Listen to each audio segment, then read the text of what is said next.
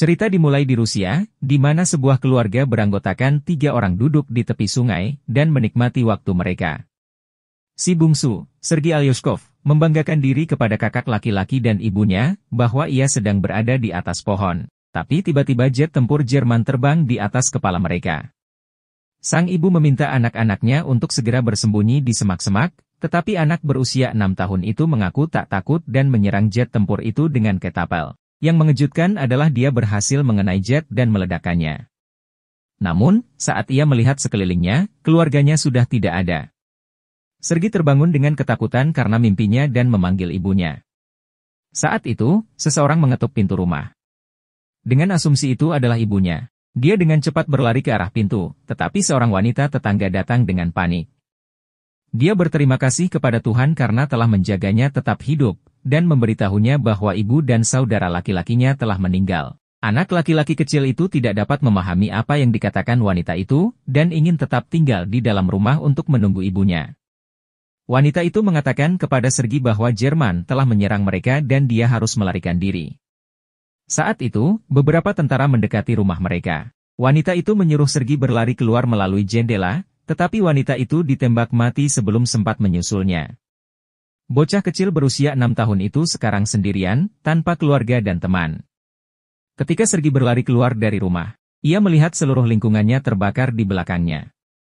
Dia memanggil ibunya dengan sia-sia, dan segera melarikan diri dari sana. Setelah berlari beberapa saat, dia berakhir di tengah hutan. Anak kecil itu mulai memanggil ibunya lagi, untuk datang dan menjemputnya karena dia telah tersesat. Namun semua panggilan itu akhirnya sia-sia, dan malam itu dia harus tinggal di hutan. Keesokan paginya, dia meminum air dari sungai untuk bertahan hidup. Dan ketika tentara musuh mendekati jalannya, dengan cepat dia bersembunyi di dalam akar pohon. Dia terkejut ketika seekor ular mendekat, tetapi tidak mengucapkan sepatah kata pun atau melarikan diri. Karena Sergei lebih takut pada para prajurit daripada ular berbisa itu. Para prajurit makan di tepi sungai dan pergi. Setelah itu Sergei mengambil sisa makanan mereka dan melahapnya untuk malam itu.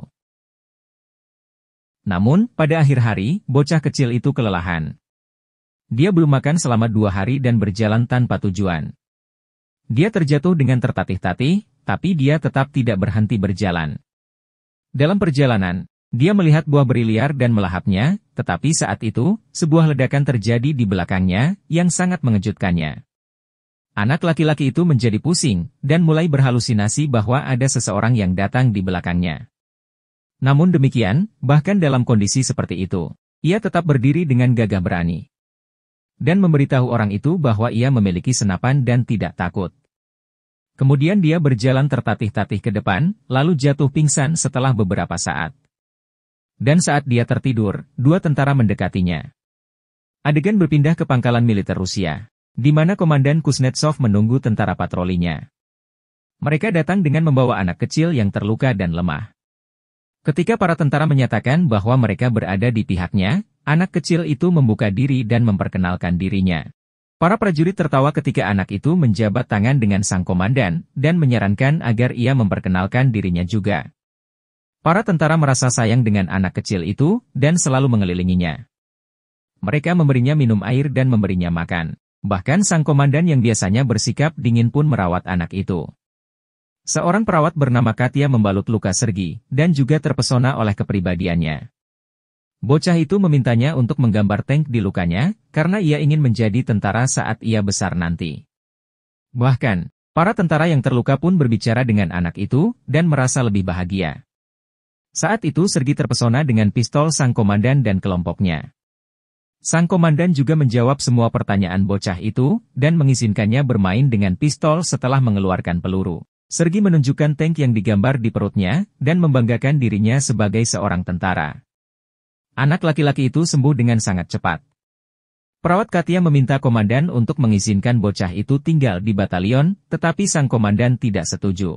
Mengklaim bahwa Sergei tidak akan aman di tempat ini, dan dia ingin mengirim Sergei ke panti asuhan.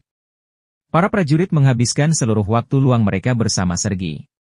Dia dikunjungi oleh banyak orang sepanjang hari. Mereka membawakan makanan yang dikirim oleh keluarga mereka dari jauh, dan bahkan membiarkannya bermain dengan teropong mereka. Suatu hari, seorang prajurit menemui komandan untuk memintanya agar mengizinkan bocah itu tinggal di batalion. Para prajurit telah menjalin hubungan yang dekat dengan anak itu, dan menganggapnya sebagai anak mereka sendiri. Kehadirannya meringankan beban perang di dada mereka. Namun, sang komandan bersikeras untuk mengirim anak itu ke panti asuhan, demi keselamatannya. Keesokan harinya, musuh menyerang, dan banyak tentara yang terluka. Sebuah kendaraan datang menjemput Sergi, yaitu untuk membawanya ke panti asuhan. Lalu komandan menyampaikan berita ini kepada Sergi, dan memberinya pistol kayu sebagai hadiah. Anak laki-laki itu kemudian memeluknya, mengklaim bahwa dia takut akan keselamatan sang komandan. Sang komandan meleleh dalam pelukannya, dan berubah pikiran. Ia meminta Sergi untuk tinggal bersama para prajurit sebagai anaknya. Malam itu, para tentara mencari pakaian tentara kecil untuk Sergi. Mereka sangat senang karena Sergi bisa tinggal bersama mereka. Komandan membangunkan Sergi dan memberinya pakaian itu. Dia memakainya dan berlari-lari, terlihat seperti tentara sungguhan. Dan para tentara mulai memanggilnya anak tentara kecil mereka. Saat anak itu berlarian, Jerman melancarkan serangan udara ke batalion. Para prajurit dengan cepat membawa Sergi ke tempat yang aman dan segera melakukan perlawanan. Jumlah tentara yang terluka bertambah dengan cepat. Sergi ingin membuat dirinya berguna, jadi dia membawa air untuk para tentara yang kehausan. Salah satu dari mereka memintanya untuk membaca surat yang dikirim oleh keluarganya karena matanya sedang diperban. Bocah kecil itu ingin membantu, tapi dia tak tahu cara membaca.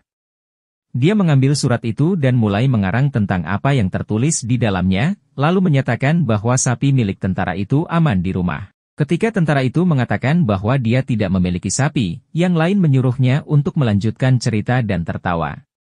Dia membaca surat-surat orang lain dengan cara yang sama dan menghibur mereka. Pada adegan berikutnya, kita melihat Katya dan komandan sedang berbincang-bincang. Keduanya tampak tertarik satu sama lain, tetapi tidak mengakui perasaan mereka. Kemudian, Sergi memberitahu komandan bahwa dia adalah orang yang tertib di batalion, dan mulai memperkenalkan dirinya sebagai seorang komandan. Namun anak laki-laki itu kemudian melihat salah satu pos prajurit hancur akibat serangan. Sang komandan mengajarinya untuk melepas topinya untuk menghormati prajurit yang tewas. Keesokan harinya, dia memaksa komandan untuk memberinya misi, dan diberi tugas untuk membagikan surat-surat di antara para prajurit. Dia menyelesaikan tugasnya dengan efisien dan bahkan membuat para prajurit menari untuknya.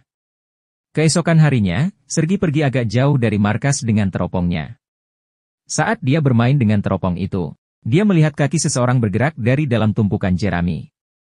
Dia langsung bergegas kembali ke batalion dan memberitahu para prajurit tentang temuannya.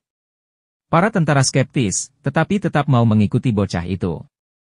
Ketika mereka sampai di dekat tumpukan jerami, mereka melihat dua mata-mata Jerman yang bersembunyi di bawahnya.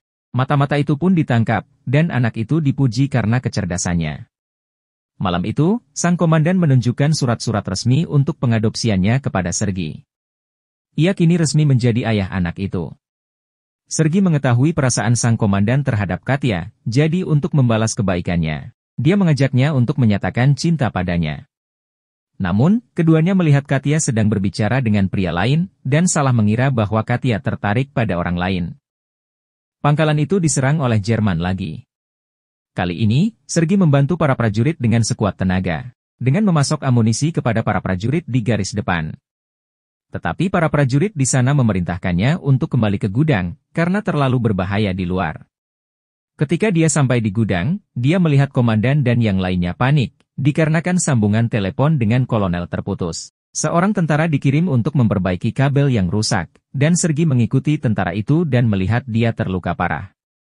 Dia bertanya kepada prajurit yang sekarat itu bagaimana dia bisa memperbaiki kabel, dan melakukan perbaikan sendiri. Sambungannya kembali dan lebih banyak pasukan dipanggil. Anak berusia 6 tahun itu menyelamatkan nyawa semua orang. Kemudian, kita melihat komandan dan Katya berbicara di tepi sungai.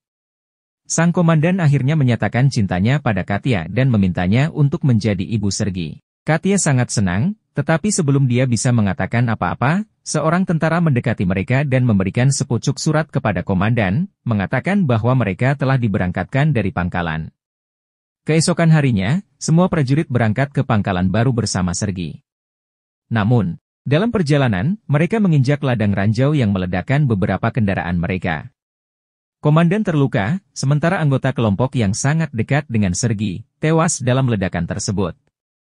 Dia menangis dan memeluk sang komandan. Lalu mereka membawa orang-orang yang terluka bersama mereka dan melanjutkan perjalanan ke markas baru mereka. Ketika mereka akhirnya mencapai markas yang lain, mereka bertemu dengan pemimpin komandan, yaitu seorang jenderal. Dia juga terkesan dengan ambisi anak itu, dan memberi selamat kepada komandan karena memiliki anak yang cerdas.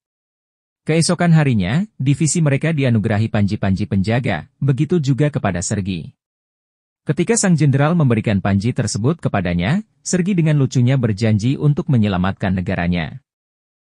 Suatu malam, markas mereka diserang secara brutal, dan sang komandan terjebak di bawah reruntuhan. Sergi menangis memanggil ayahnya dan mencoba menyelamatkannya. Dia memanggil tentara lain, yang akhirnya membawa sang komandan keluar. Keesokan harinya, Sergi menghampiri sang komandan yang terluka. Ternyata tangannya juga terluka saat mencoba menyelamatkan sang komandan. Anak itu sekarang menjadi bagian tak terpisahkan dari tim. Dia tidak memiliki keluarga di samping mereka, dan ikut kemanapun mereka pergi dalam perang. Film berakhir saat resimen terlihat bergerak ke pangkalan lain. Sebuah suara di latar belakang menceritakan bahwa ia bahkan ikut serta dalam pertempuran Stalingrad, dan mencapai Polandia bersama para prajurit. Dia saat ini dikenal sebagai tentara termuda di dunia, dan kisah legendaris tentang keberaniannya kini tersebar ke seluruh dunia. Terima kasih telah menonton. Tapi jangan lupa like dan subscribe ya.